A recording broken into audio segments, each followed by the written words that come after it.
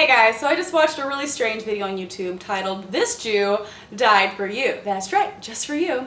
It's probably the worst piece of Christian propaganda I have ever seen anywhere on the internet. It's really disrespectful and horrible and all of those things. And I'm going to go through and talk about why.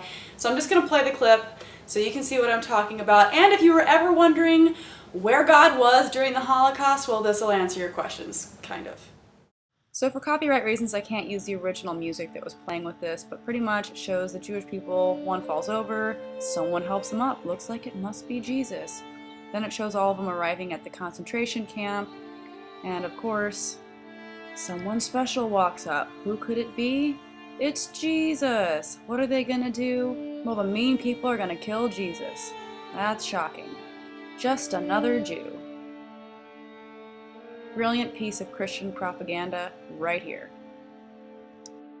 Yeah, so there it was, an extremely disrespectful video towards Jewish people and an appropriation of what they actually went through during the Holocaust. The Jewish people didn't do anything to deserve what happened to them. I'm not saying that even if the Jesus character were real that he would have deserved a crucifixion, but what he did was an uprising against the government. Anyone would have been killed for that. It's considered treason. It had nothing to do with who he was or who his followers thought he was. And just because his followers thought that he was saving them from sin, it doesn't mean that he actually saved them from anything. A belief doesn't make something a reality. There are Buddhist monks who set themselves on fire, confident that they would be reincarnated because they wanted to protest the Vietnam War. And speaking of dying for a cause, and a lot of people are going to hate that I say this, but Jesus, as the Son of God, who technically was God, he God incarnate, knew what was going to happen.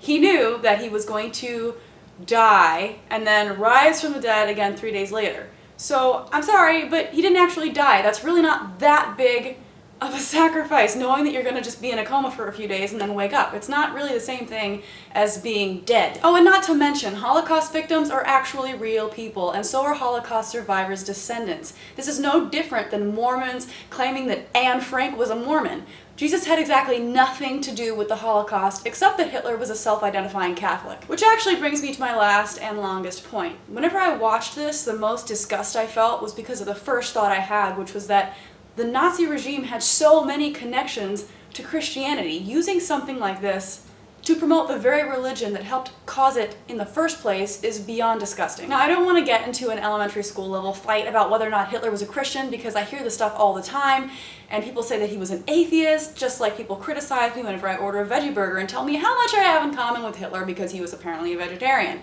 It's just stupid, and I don't want to get into that type of debate right now. But I will say that if you're going to sit there and deny that the Nazi regime had connections to Christianity, and very strong ones, then you can go over there and stand in line with all the other Holocaust deniers in line for their free ticket to the local insane asylum. From the earliest formation of the Nazi Party, Hitler expressed his Christian support to the German citizenry and soldiers. He was baptized as a Roman Catholic in Austria, attended a monastery school, and was an altar boy in the Catholic Church. He was confirmed a soldier of Christ, and his goal was to become a priest. Now, the Nazis began to control schools, insisting that Christianity was taught. They included anti-Semitic Christian writings and textbooks and were not removed from Christian doctrines until 1961. Nazi soldiers even wore religious symbols and placed religious sayings on military gear. The official army belt buckle read, "God with us." Now, I want to take a second to read a few lines out of God is Not Great by Hitchens, because he talked about this kind of thing a lot. Now, this is from the chapter, The Case Against Secularism. He said, "The very first diplomatic accord undertaken by Hitler's government was consummated on July 8, 1933, a few months after the seizure of power, and took the form of a treaty with the Vatican. The Catholic hierarchy even ordered an annual celebration for Hitler's birthday on April 20th. 420! They said, 'Warmest congratulations to the Führer in the name of the bishops and dioceses in Germany.'" Now, even after the war ended, the Nazi criminals were sent to South America by the infamous Rat Line. The Vatican itself provided passports, documents, money, contacts, and organized the escape so that they could get to the other end. The connection of the church to fascism and Nazism actually outlasted the Third Reich itself. Now, if you don't like this book, I get it. But there is another book. There is a book that you should probably know about.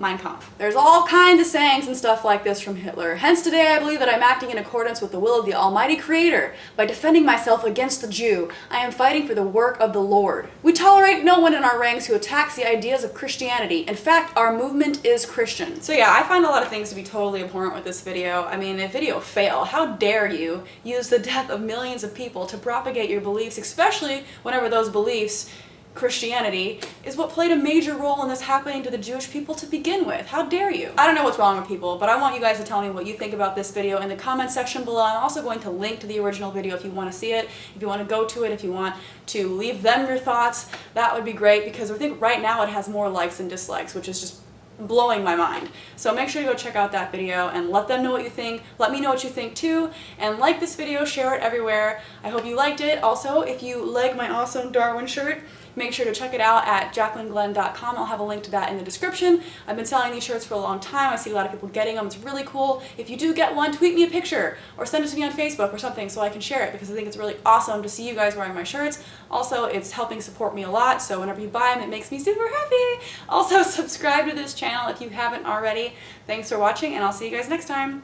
Bye! There's no God, he doesn't exist, so don't try to save me. Use your fucking brain and leave us all alone. Subscribe!